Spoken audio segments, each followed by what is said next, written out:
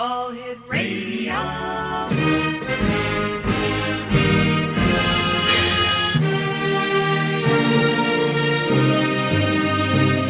Welcome to the X Zone, a place where fact is fiction and fiction is reality. Now, here's your host, Rob McConnell.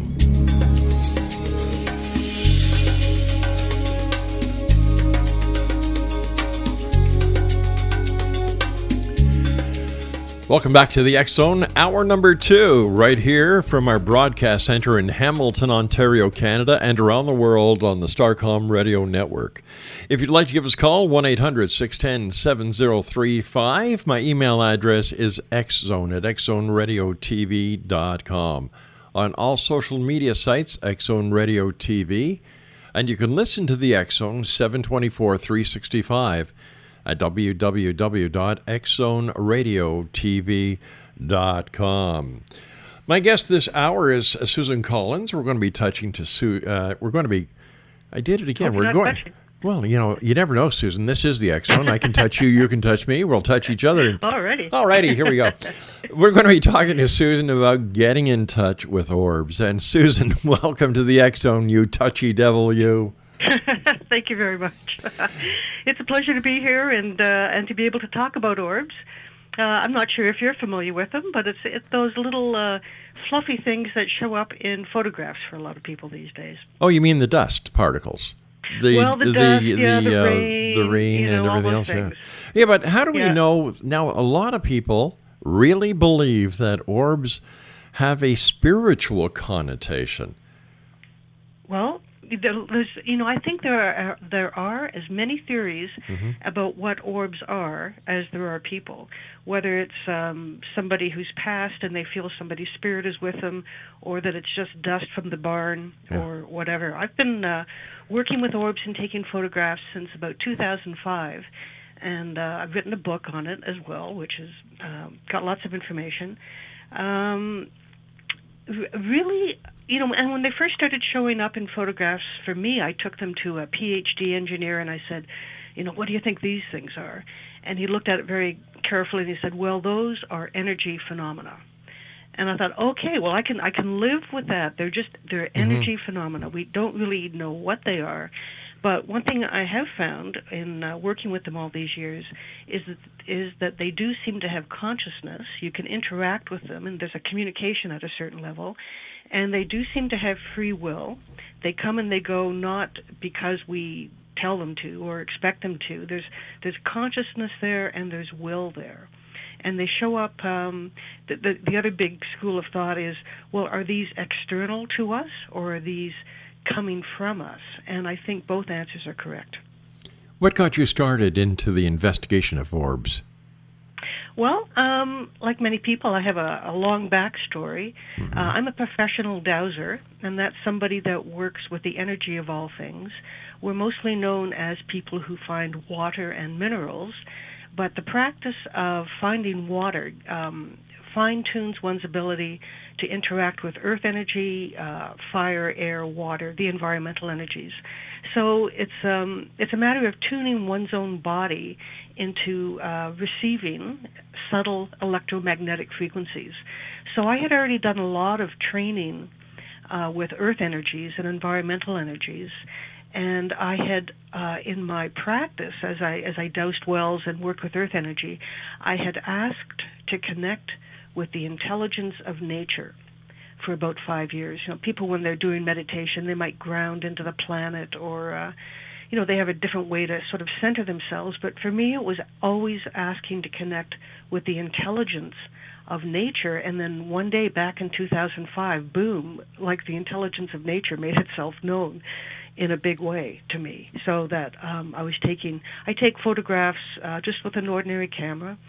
We see them as sparklies. There's about 1 in 100 people who can actually see the orbs with their naked eyes as well. So for me, it was a process of my training as a dowser made me sensitive to being able to receive. And I think it's primarily electromagnetic fluctuations. It's a disturbance in the force, if you will. So tell me about dowsing. How does dowsing work, and what are the significant advantages to having the ability to douse? Well, For me, I'll give you more of my backstory. When Sure. I was 29, I was diagnosed with rheumatoid arthritis. My hands were crippled. Mm-hmm. I spent the next 23 years with my hands as claws, taking all kinds of medication, and regular medicine was not helping me. And I had 2 little kids at the time, and all I could do basically was lie on the couch. So things weren't working. I thought, what can I do? I went to the library. I found a book on dowsing in your health, and I read in the book that there are earth energies, that if you spend time in them, either your bed or your chair or whatever it is, if you're spending time in non-beneficial earth energies, it's probably going to make you sick. So in my own life, in those days when my kids were young, I used to lie on a certain couch to rest while they slept, and I found through the dowsing that exactly in the place where I rested, it was making me sick. So the huge advantage for me of learning to dowse and learning to read these energies myself was that I could create a more healthy environment for myself and my family, and then that's extended out now into my community as well. So it's very easy to learn. Mm-hmm.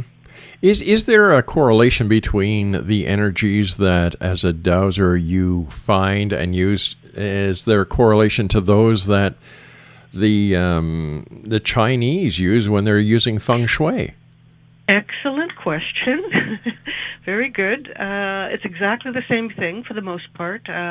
What the Chinese call feng shui, we call geomancy in the Western tradition. Mm-hmm. And I've actually written a book on that, Dowsing for Feng Shui, which blends kind of a Western tradition that we have with the Eastern tradition of feng shui.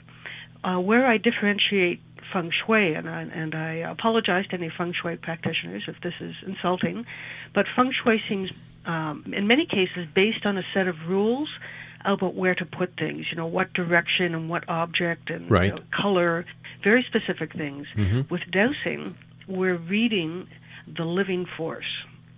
So I go in with my pendulum or my L rods, my tools, into a room. Usually, we're called into a place if somebody's not feeling well or there's a problem they can't solve. With feng shui, you have rules that you go by. With dowsing, you go in with your tools and you read the energy. You interact with the energy. Originally, I was asked to teach in the feng shui community, and somebody said to me, a practitioner said, "Oh, we're finding energies, but we don't know what they are." So I think there are so many modalities out there, and all of us in our own way are trying to grasp and grapple with these other types of energies that don't fit into our normal perception of space-time.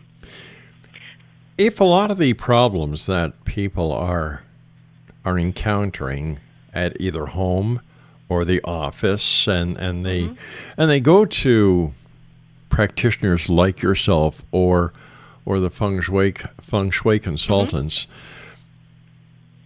what does this tell us about society today? Are we looking for answers in offshoot realms, offshoot practices in order to try and bring some semblance, some reason to think for things that are going on? Well, I think you've put that very well. But I don't know if I would use the word offshoot, because I think what's really happening is people are turning to more traditional ways. Because up until we had, in the last 100 years, we've had, science and medicine come in a dogmatic way, not to offend any doctors or medical practitioners listening. But in former times, when we as humans were more connected to our environment, to the land, and we didn't have access to fancy, fancy practitioners, people found within themselves answers. People were able to go into the natural forest. I was down in the Amazon not that long ago. My son had he was a little bit sick, and one of our guides said, "Oh, you know what? I'm going to go pick some leaves and make him some tea, and he's going to feel better." So I think we're really experiencing a return to more traditional, natural ways of knowing. For me, what's so exciting is, like with your radio show and the internet and the global conferences that we have, that the information is now globally accessible and, most importantly, can no longer be hidden. So in the old days, they might have burned the book or burned the person, but now we're out here. I agree with you to a certain extent. However, when it comes to the internet, I call it the largest septic tank that man has ever created. Like, it is just full of crap most of the time. Anybody can call themselves a reverend. Oh, Anyone can get a PhD, and in this case, it's considered piled higher and deeper. And they can pull the wool over a lot of people's eyes and make a lot of money doing it. Yep, there's a lot of people who prey on victims. So how do we tell our listeners, Susan, who is legitimate and who is not? For example, how can our listeners decide that, hey, the other night I was listening to Rob McConnell on the X Zone on Starcom Radio Network, and he was talking to Susan Collins, and she's a dowser, and I'm not up in Canada where Susan is. I'm down in, let's say, Boca Raton, Florida. How can people who go on the internet, which is the electronic telephone book of these days, how can they go and find someone who is credible? Well, this is a place where dowsing is an excellent tool. So it's very easy to learn, and once people have a comfort level doing it, for example, some of the things we douse is to what degree of truth is this person in. So if I'm, whether I'm going to go buy a car or get a practitioner, right, I'll douse to look at the overall resonance that this person has. I look at personal compatibility with me. I look at professional compatibility with me. I look at, the degree of truth that is going in. So but to me, dowsing has been the most amazing tool to really help me guide myself through this. As well, I wouldn't call it a cesspool or a septic tank, but there's certainly a massive information out there, which can be overwhelming. And there's a lot of misinformation out there as well. Yeah, but dowsing, if once you get in there, it's easy to do. So I do have a free handout. If people want to send me an email, susan@dowser.ca. Put protocol in the subject line, and I'll send you a free handout on the protocol I use. I've written books on all this, but it's a free handout, how to douse accurately, and I can throw in how to use a pendulum with that as well, and I can even throw in a handout how to take photographs of orbs. So send me an email, susan@dowser.ca, and I'll get you started at no charge. All right, you were saying that you use dowsing to find, if you go to buy a car. Let's use this example. You go to buy a car. Do you bring your dowsing rods with you? Well, the rods excuse me. Anything can be a tool. To me, there's no magic in the tools. You can get a coat hanger and do the same thing, but you're not likely to walk in. A lot of people have a little pendulum in their pocket, or you can finger douse, just pulling your fingers apart. If you put your thumb and forefinger together in two O's, make links out of your thumb and forefinger, if you can imagine that, and then pull them apart. And you would ask this is getting your body dowsing going. Show me yes, show me no. When probably when your fingers pull apart, it's a no. When your fingers stick, it's a yes. So you can have your hands under the table while you're talking to the car salesman or whoever it is, and you can ask if you're negotiating a price, is this person giving me the best possible price that he can? Yes or no? And if you get a no, you can get up and walk away and say, buddy, you're not being honest with me, and then they'll come back with it. But if you get that's the best price, then you make your own decision about whether to leave. How has dowsing changed your life or enriched your life? Well, I think in so many ways, because with the arthritis, my whole immune system shut down. So I was gluten intolerant, salicylate intolerant, and I'm the poster child for dowsing works. So I was on some big drugs and very limited in my mobility. Now I maintain my health completely with dowsing, and I simply ask that all my body systems be in resonance with the beneficial energies of the planet. So I don't take any vitamins or supplements, and I eat everything, and I don't take any other drugs. And I'm pretty much symptom-free. So I've been at the beginning forced to walk a very narrow path about what I could do and stay healthy. And as my own health cleared up, I was able to show other people how to do that too. How hard is it for people to learn how to dowse? It's very easy. The hardest part is having confidence. And the hardest part is quieting the mind. We talk about the monkey mind, where people think to themselves, oh, I can't do this, I don't know how to do it. But this little protocol I have, it helps to get you out of your ego, get you out of yourself. And if you can be calm and relaxed and drink your water and, do it when there's no loud music playing, then with the practice, it's quite easy. I started for myself finding parking spaces. So that, what a great thing to be able to do. You're driving around and you douse for a parking space. When I first started doing that, other people, there's the space and somebody else would pull in. So I had to adjust it. Oh, I want a parking space for my car. And then I want a parking space for my car close to the door. So with dowsing, we engage the other energies and the other levels of consciousness.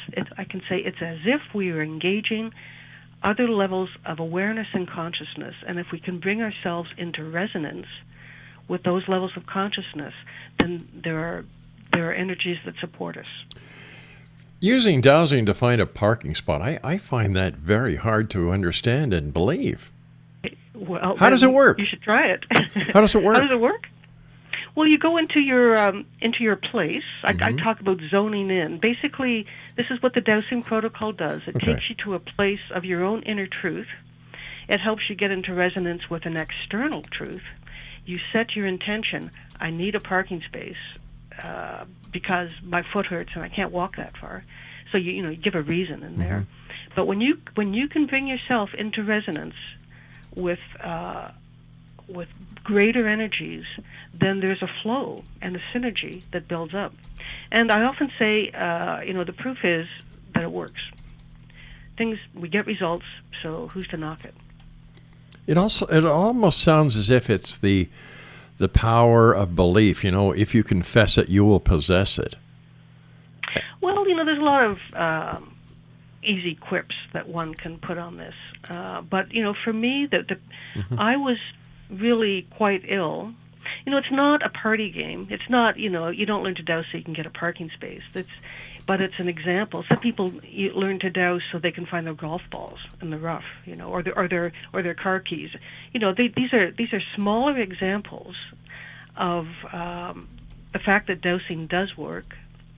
But to progress with this, and it depends on what one's path is. But for me, it's always been to get closer to what is truth, to align myself with truth, and then once I can get into that alignment, well, what can I do with it? Because I think all of us just want a meaningful existence on the planet. What can we do? And the highest calling is to help people. So if we can help people with dowsing, usually it's not just finding a parking space, but help people find their truth through reading the subtle energies around them. That can change people's lives. I just received a note here from my producer, and he asked me to ask you, when it comes to dowsing for a parking spot, isn't it possible that it's just coincidence? Well, that's the thing. We can go back to our Carl Jung and talk about synergy and serendipity and all these things. Sure, it's coincidence, but when it happens over and over, it's fine. But that's okay. Like, I'm not trying to prove anything to anybody. For me, this has been a path that has changed my life. I have personal experience of finding parking spaces and helping people, and I get testimonials all the time that people. I think it's finding the quiet spot within themselves. They are able to get more in touch with their truth. They are able to find a greater truth outside of themselves.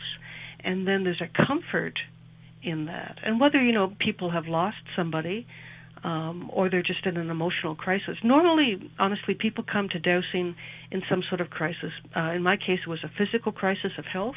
But other people, it's an emotional crisis with a relationship breakdown or something like that. Well, we know this for a fact because it was only after World War I where there were so many people who had members of their family perish in the war that they needed that there was the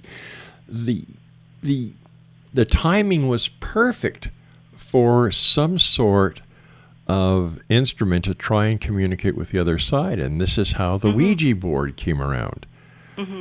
So is it based on the population's desire for more that dowsing and the Ouija and the thirst for psychic knowledge has been coming around and around and around? Well, I think people are continually looking for their own truth. What the meaning of life, and it's now that we live longer. In the old days, we only lived to 30 or 40. Now we can live to 70, 80, 90, and on. So that in the early part of our lives, most of us are busy having relationships and having a job and having kids, and we're so busy.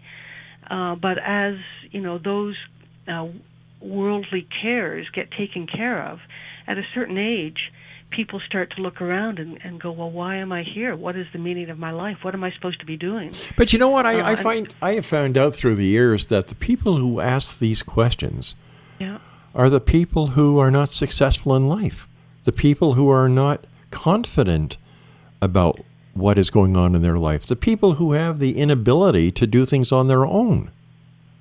Well, there's lots of people who have trouble. We're not all superhuman.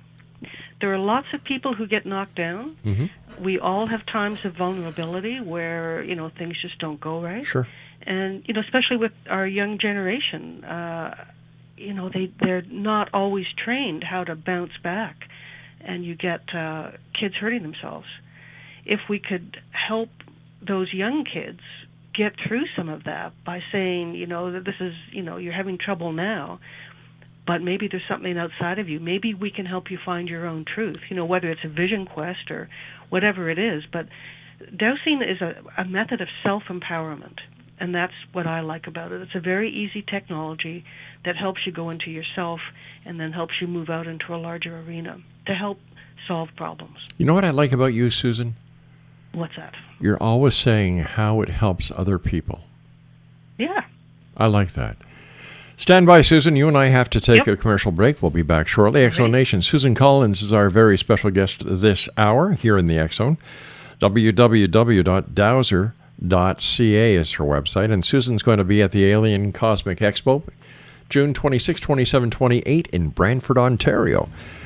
More information about the Alien Cosmic Expo, visit their website at aliencosmicexpo.com. I am Rob McConnell. This is the X-Zone, and you're listening to us around the world on the Starcom Radio Network. Don't go away.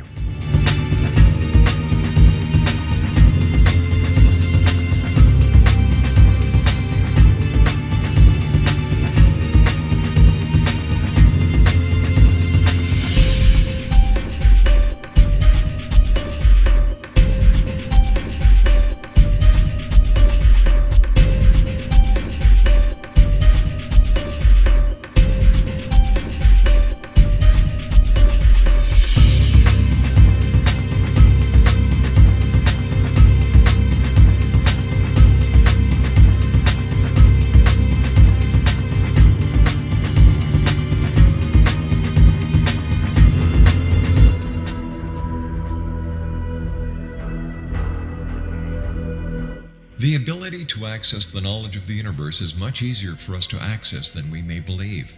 Brad Johnson, conscious matrix communicator, is one of these unique individuals who is able to access a strong connection to the universal mind. Through his connection, Brad has assisted thousands of clients from all over the world through natural intuitive assistance. The intuitive information received is vast, covering a wide range of subjects. Brad's innate ability includes being able to access one's own universal matrix to help them realize their potential to create a life of profound greatness. One-on-one private sessions with Brad Johnson are available to anyone from around the world. Brad is also a proficiently trained psychic, Akashic Records reader, an online spiritual teacher, founder of his own unique and powerful healing system, Body Regeneration Healing, as well as a professional conscious channeler in communication with his own higher self-consciousness known as Adronis. For more information or to book a service appointment with Brad Johnson, visit his website at www.consciousmatrix.com. That's www.consciousmatrix.com.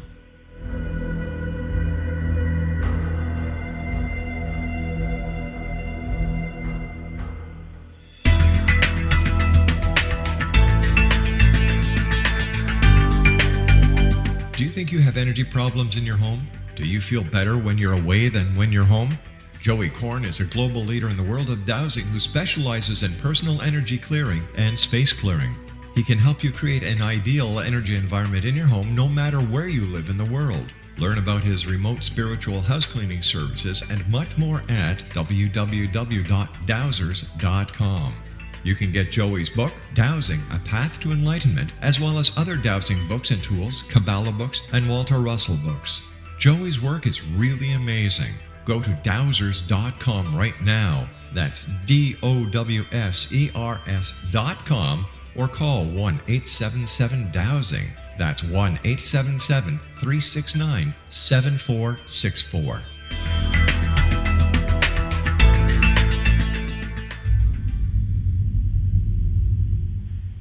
The Alien Cosmic Expo will be held in Brantford, Ontario, June 26, 27, 28, and will feature 24 internationally acclaimed experts and researchers of UFOs, crop circles, alien abductions, and much more in this 3-day 2015 summer Canadian event.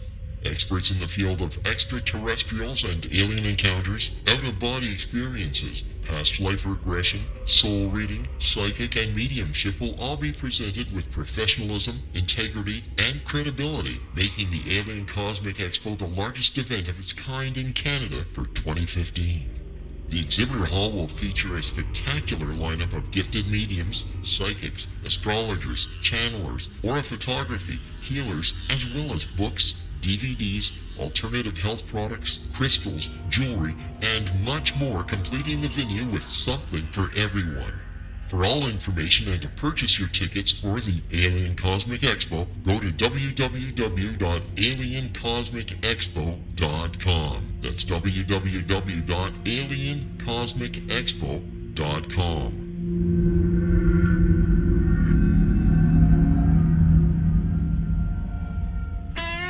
Hi, this is Ken Elliott. When I'm floating around the universe, I always try to tune in to Rob McConnell. Hi, ho there, Twinkie Frog on Sesame Street. When I want to find out what's going on with UFOs or ghosts, I listen to the X Zone with Rob McConnell. This is Les Corrigan from Target Internet Development. You're listening to Rob McConnell on the X Zone Radio Show. This is John Hogue, Prophecy Scholar, and you're listening to Rob McConnell in the X Zone. Welcome to the X Zone, a place where fact is fiction and fiction is reality. Now, here's your host, Rob McConnell.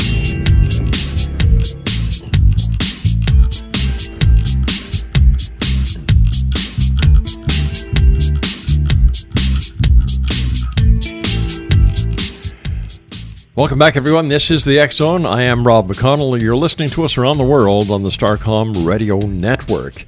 I'd like to give us a call, ask our guest, Susan Collins, a question about orbs, question about dowsing. Lines are now open, toll-free worldwide, 1-800-610-7035. The extension is 0, and that'll bring you right here into the X Zone studios. And Susan Collins, thanks very much for being with us. Susan, great having you with us. I'm happy to be here. It's fun to talk. All right, let's get back to orbs. Because, you know, dowsing has been around for so long, you know, and I remember seeing pictures of dowsers in the Old West going around the prairies and trying to find water for the settlers, and damn it, they found it. Well, I do that professionally as well. You know, it's not just the Old West. It's out here in Ontario where I live. Well, that's the Old West, I guess. That's the Old West. Yeah. No, there's lots west of rural Toronto. Properties. Yeah. Yeah, there's lots of rural properties, and you know, one cautionary tale that we have a lot of city people moving out to the country, and they don't know about their wells. So, it's a good idea to get your well checked before you buy a country property. There you go. Words of wisdom. Yep. Let's talk about orbs. Okay. When did the orb make the big screen? When did the orb phenomenon break through, and finally people were saying, "Listen, I've taken these pictures. I've gone to graveyards. I flash and I see all these little orbs." When did that come to the forefront? Well, I think it's been for about the past 10 years. Certainly for me, it started in about 2005. What I think, honestly, they were always there, but our digital cameras are really good at detecting subtle fluctuations in electromagnetic frequencies. So now that most of us carry a camera or iPhone or whatever the phone is, everybody's got a camera on them all the time, and we're just automatically taking pictures all the time. Earlier, these spots would show up, and they would show up on print film as well. I've taken orbs on print film just to show I could do it. People thought the print was damaged, and they didn't recognize it. But I think just in the past 10 years, people are looking at these photographs and recognizing, oh, this is something else. This is in the photograph. This is an energy that's showing up. A lot of people see them at funerals, and they think it's their deceased, and it may be. Now, I'm sorry, I didn't mean to cut you off. Oh, that's okay. But it also, what I've noticed in my photographs, that orbs are also generated by our own emotions. So if we are feeling happy, we get happy orbs around us, or loving orbs. I also notice, since I work with the energy of the earth and plants and all of that, the trees themselves are generating orbs, and not just the orbs that we're most familiar with, taken at night, with these circles, but I also take photographs of orbs, energy phenomena, in daylight without a flash. So we'll have a beautiful garden, and there'll be a beautiful, soft blue light over one of the flowers, and it's actually there. Could this blue light in some other era be misconstrued as a fairy? Well, it's construed as fairies in this time too. Really? A story from one of the conferences I go to, West Coast Conference in Santa Cruz. They have a children's program there, and this little girl, she was about 10. They were doing their children's activities, and she looked in her hand and she said, "Mommy, look, there's a fairy in my hand." And I'm not sure what she could see, but her mother took a photograph, and sure enough, there was an orb structure, a light in the child's hand. So, what are fairies anyway? I'm taking pictures of energies coming from flowers and coming from trees. So it's the life force. If we want to go back to Star Wars, it's the living force. We are photographing the living force. We can feel it with our bodies, and now we can photograph it as well. So what do you think the ulterior motive of these little orbs are? Well, I don't think there's an ulterior motive. I think they've always been there, to be honest. And all right. What is their mission? What is their purpose? What is their use? How can they help me in my daily life? Well, those are good questions. Those are, if I may say, selfish questions. No.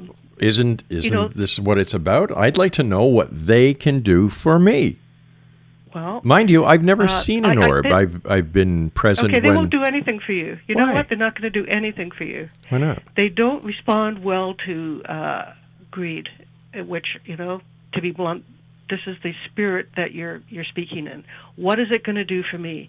You mentioned earlier that what you noticed with me is I'm talking about what can we do for other people or other things or other beings. Right. If the way we heal ourselves and the way we improve ourselves is through service to others.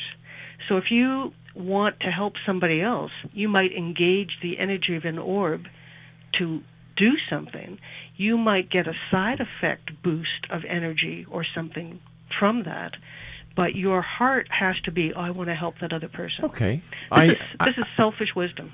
All right, so why I would like the orbs to help the sick. I would like the orbs to feed the hungry. I would like the wait a sec, I'm not finished yet. I'm not finished yet. I would like the orbs to find housing for all the street people who live on the streets. I would like the Orbs to find a way to clear up the mess we've made of this planet. This is the state of wishful thinking. We must each take responsibility. When you look for an answer outside of yourself, whether it's another person or an orb or something else, if you're looking for an answer outside of yourself, there will be no answer. Okay, explain that to me, because I am a little befuddled by it. Looking outside of yourself to accomplish things is not the path of power.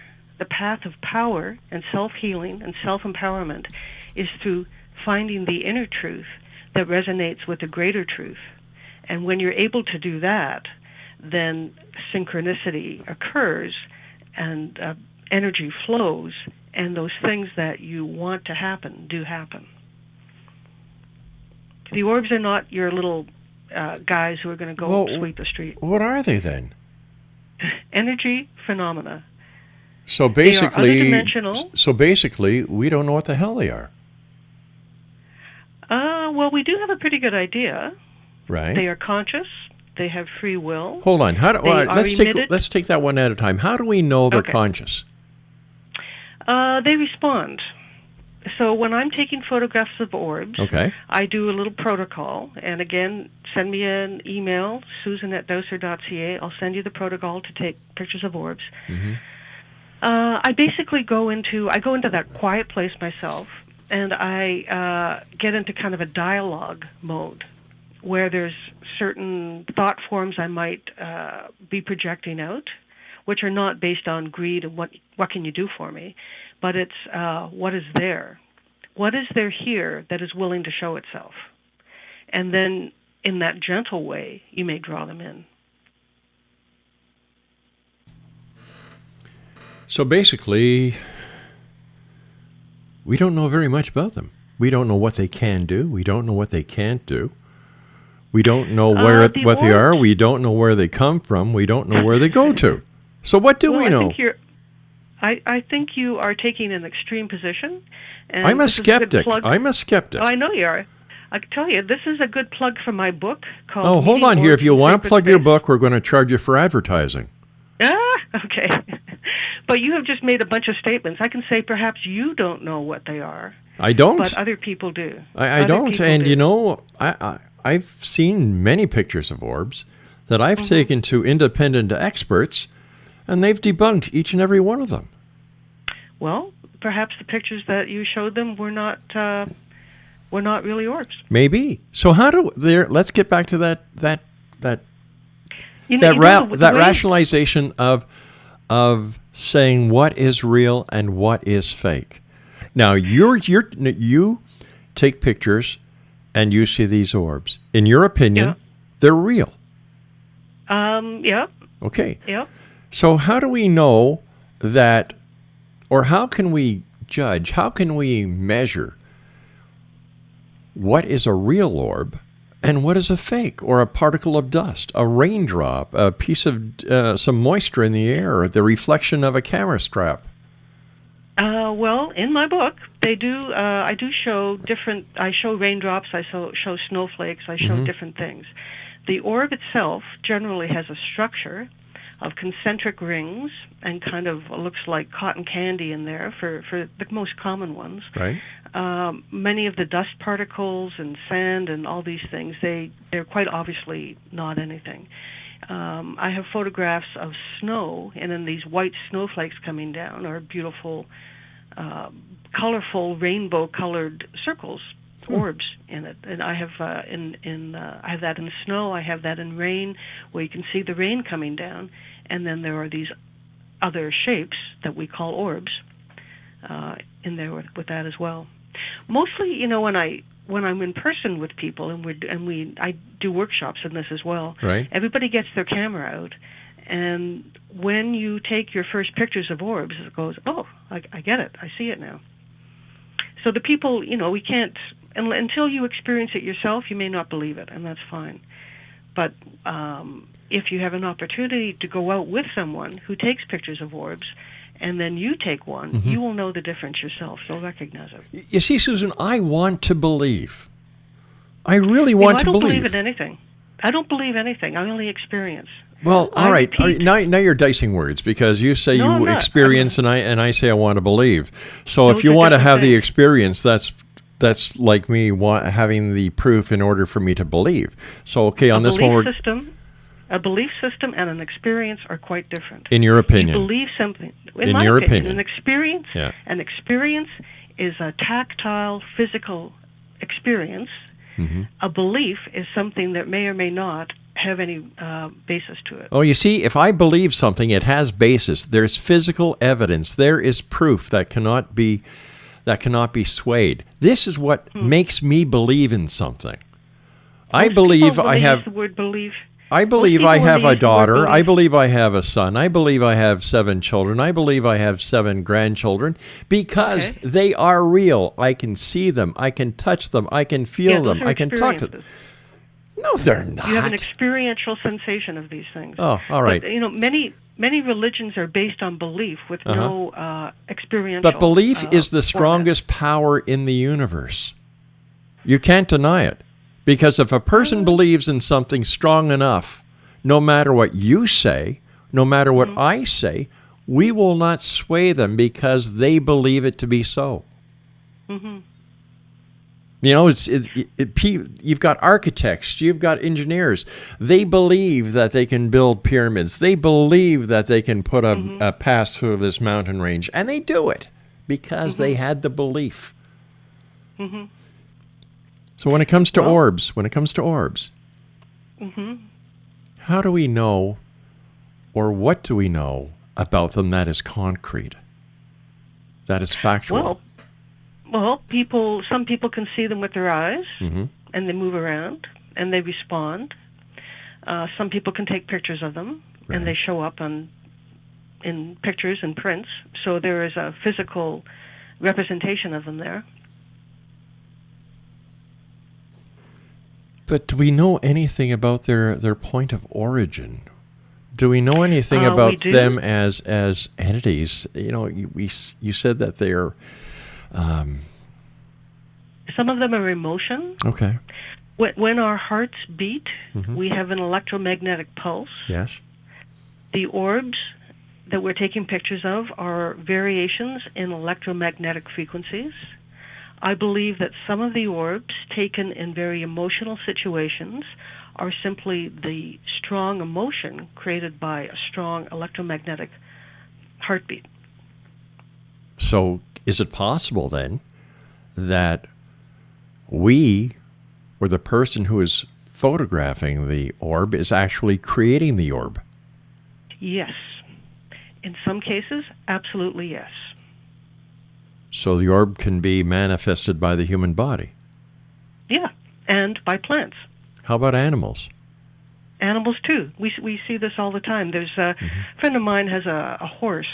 Then they've taught the horse to paint. They offer it a paintbrush and a little canvas. Right. And the horse, paints this picture. And somebody took a photograph of the horse painting, and there's this big orb over the horse because it's so happy, I guess, that it's painting. All living things that we see are generated by electromagnetic frequencies. I mean, that's a bold statement, but basically that's what we're living in, is electromagnetic frequencies. The orbs are variations in the pulse, if you will, of these electromagnetic frequencies. Now, we know that electromagnetic frequencies are affected by solar bursts. How does the electromagnetic frequency of our body react to a solar flare or a solar burst? Well, we get pretty messed up with that. Also, Wi-Fi is an extremely strong signal. So if I can ask your listeners, the best thing you can do for your health, turn off your Wi-Fi at night if you can, and usually you can, and you'll sleep better because it reduces the amount of electromagnetic frequency in your environment. But with all the cell towers that are out there, all the microwave towers, all the transmission towers, isn't that next to impossible to accomplish? It's very hard. And the people living in the big cities, it's extremely hard for them. If you live in a more rural area, it's much easier. So living in a city, it's a tough thing. So there are grounding fabrics and tools. I don't sell any of this, but a website that's quite handy is www.lessemf.com. I have nothing to do with them, but they have a lot of shielding and grounding products and information. And if somebody lived like in a condo right beside the electrical box and the elevator, then there might be some products that they could buy that would help to ground and shield their particular environment. Yeah, because that also applies to your wireless telephones that you have in your house as well, where there's a base in it. That is correct. Yeah, exactly. Absolutely. Anything like that, yeah. And the rechargers, the worst thing I see are people putting in their phone rechargers right beside their bed. Oh my gosh, yeah. Yeah, so I go to people's houses, and that's one of the first things we do is just plug that phone in someplace else. There must be something to it, and what boggles my mind is when you drive up to a gas station, and right there on the sign says turn off your cell phone. Yeah. And yet we put these cell phones to our heads. We let our kids use them. For God's sake, Exo Nation, if you're going to let your child use a cell phone, teach them how to use hands-free. Teach them how to use the earpiece and then the little microphone there. The worst thing you can do is put a cell phone to your brain. After all, if they're telling you don't use your cell phone while you're filling up with gas, there's got to be something there, right, Susan? Absolutely. Apparently, the brain surgeons can, from the shape of the tumor, they can tell you in your brain. They can tell you what phone you were using. Really? I've heard that. That is fascinating. I can't cite that, but I have read that recently. Well, you know what? I've given you a hard time tonight. No, I know you have. It's fun. Yeah, because when a person like you can come on and keep toe to toe with me. Oh yeah. I appreciate that. I really do. I appreciate good questions. Yeah, and you're one heck of. You first. Oh no, I was going to say we should never assume anything. That's true. Right? Because if you assume something, it makes an ass out of you and an ass out of me. Yeah, exactly. That's right. Yeah. No, I think the best thing we can do for each other is ask the hard questions, because that's where the answers come from. Yeah. And you've answered a lot of hard questions tonight, and I look at the work that Joanne and Heather have done in organizing the Alien Cosmic Expo, and they've done a fascinating job. They really have. And we've had many of the speakers on the show this week. We're going to have more later on this week. And you all believe what you talk about. You talk the talk and you walk the walk. And over the years, I've been to many of these things where it's nothing more than people selling things. Thank you. I wasn't going to be that generous. No. I'm there with you, right? Yeah, like you go to some of these so-called psychic fairs and you watch the person go from psychic to psychic to psychic to psychic, and then you can actually tell when they've heard what they want to hear because they don't go to any other psychic.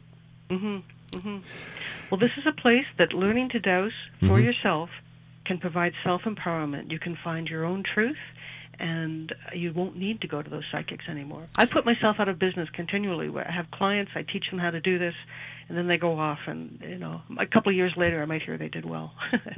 But it's our own journey. We're each responsible for our own journey. Well, for having talked to you for nearly an hour, I know in my heart of hearts you're on the right journey. Well, thank you. What can you tell us about what you're going to be doing at the Alien Cosmic Expo? Well, it's all about orbs. I'm starting at 8:30 in the morning.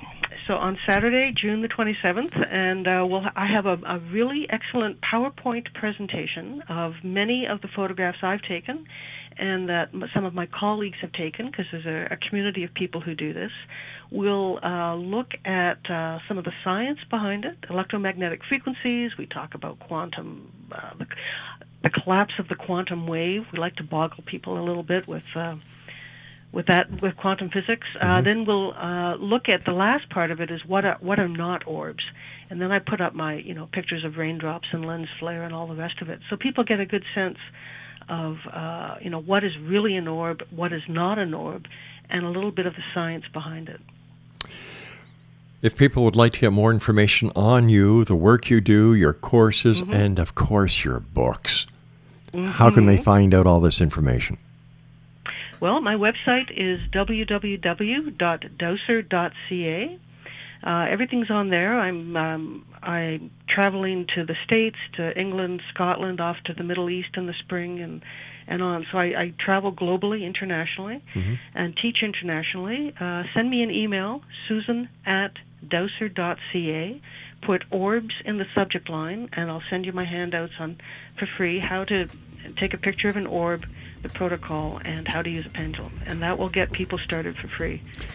Susan Collins, I want to thank you so much for joining us tonight. Exonation, Susan is going to be one of the speakers at the Alien Cosmic Expo being held in Brantford, Ontario, June 26, 27, 28. For all the information about this great Canadian event, visit their website at www.aliencosmicexpo.com, and we'll see you there. Susan, take care of yourself. Thanks very much for joining us. Thank you, Rob. Good night. Good night, dear. Exonation, I'll be back on the other side of these brief messages as we continue here in the X Zone, a place where people dare to believe and dare to be heard, but